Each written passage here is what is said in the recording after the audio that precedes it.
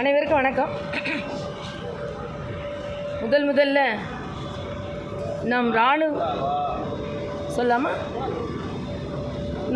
இராணுவ வீரர்களுக்கு எனது மிகப்பெரிய பாராட்டையும், இந்த துணிச்சலான முடிவை எடுத்த நமது பாரத பிரதமருக்கு இந்த உலகமே பக்கபலமாக இருப்பதையும் நாம் இங்கே பதிவு செய்கிறோம். தீவிரவாதத்திற்கு எதிராக பாரத தேசம் ஒரு தீர்க்கமான முடிவை எடுக்கும் என்பதை நேற்று இரவு நடு இரவிலிருந்து அதை செய்து காட்டியிருக்கிறோம். இன்று காஷ்மீரத்தில் ரோஜாக்கள் இரத்தத்தினால் சிகப்பு ரோஜாக்களாக மாறியது இன்று தீவிரவாத ஒழிப்பினால் அமைதி காஷ்மீரத்தில் வெள்ளை ரோஜாக்களாக பூக்கும். அவை நம்ம இராணுவ வீரர்களுக்கு அர்ப்பணிப்பு என்று நான் காலையில் ஒரு பதிவு போட்டிருந்தேன். ஆக அந்த அளவிற்கு இரத்தத்தால் தோயப்பட்டு காஷ்மீர் 26 பேர்கள் கொல்லப்பட்டு நாமெல்லாம் துடிதுடித்திருக்கின்ற நேரத்தில், எந்த நேரத்திலும் தீவிரவாதத்திற்கு பாரத தேசத்திலும் இந்த உலகத்திலும் இடமில்லை என்பதை மரியாதைக்குரிய பாரத பிரதமர் பதிவு செய்திருக்கிறார். ஆனால் நமக்கு வேதனையாக இருப்பது என்ன என்றால், அப்படி ஒரு பாதுகாப்பு நடவடிக்கையை கூட விமர்சனம் செய்பவர்கள் தமிழகத்திலும் இருக்கிறார்கள். நாங்கள் நேற்றைக்கு முன்தினம் ஒரு ஆர்ப்பாட்டம் என்ன நடத்தினோம் என்றால், சட்டவிரோதமாக தமிழகத்தில் பாகிஸ்தானியர்கள் யாராவது இருந்தால் அவர்கள் அப்புறப்படுத்தப்பட வேண்டும் தான் சொன்னோம். உடனே ஏதோ மதக்கலவரத்தை ஏற்படுத்துவதற்கு நாங்கள் ஏற்பாடு செய்வதைப் போல தமிழக அமைச்சர்களும் முதலமைச்சர் போன்றவர்களும் பேசிக்கொண்டிருக்கிறார்கள். தயவு செய்து இது நாட்டின் பாதுகாப்பு.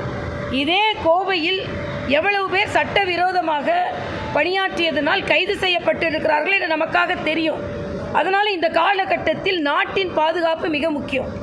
எல்லாவற்றிற்கும் மேலாக இந்த நாட்டில் உள்ள பல முதல்வர்கள் மரியாதைக்குரிய பாரத பிரதமரின் உறுதியான நடவடிக்கைக்கும் இராணுவத்தின் தயார் நிலைக்கும், அவர்கள் இராணுவம் தீவிரவாத அமைப்புகளை அழித்து ஒழித்ததற்கும் பாராட்டை தெரிவித்துக் கொண்டிருக்கும் பொழுது, தமிழகத்தில் மட்டும் முதலமைச்சருக்கு இங்கே ஒரு சின்ன ஒரு கட்டடம், தமிழகத்து பிள்ளைங்க நல்லா படித்தா கூட அதுக்கு முதல்வர் நாள் தான் படித்தேன் அப்படின்னு முதல்வர் எதற்கெடுத்தாலும் பெருமை பேசிக்கொள்ளுகின்ற முதல்வர், எதற்கெடுத்தாலும் உரிமையை எடுத்துக்கொள்கின்ற முதல்வர், இந்த நாடு ஒரு பாதுகாப்பு நடவடிக்கையில் ஈடுபட்டிருக்கிறது.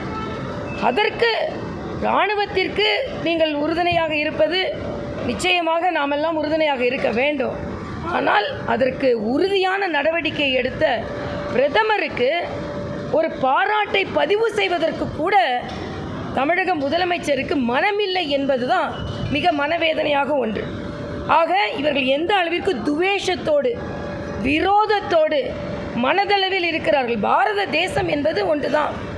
ஆக தமிழக முதலமைச்சரின் மக்கள் விரோத, பிரதமர் விரோத, வேண்டுமென்றே மத்திய அரசின் விரோத போக்கு இந்த இக்கட்டான சூழ்நிலையை பதிவு செய்வதில் கூட அவர் வெளிப்படையாக செய்கிறார் என்பதில் மிக்க மனவேதனை.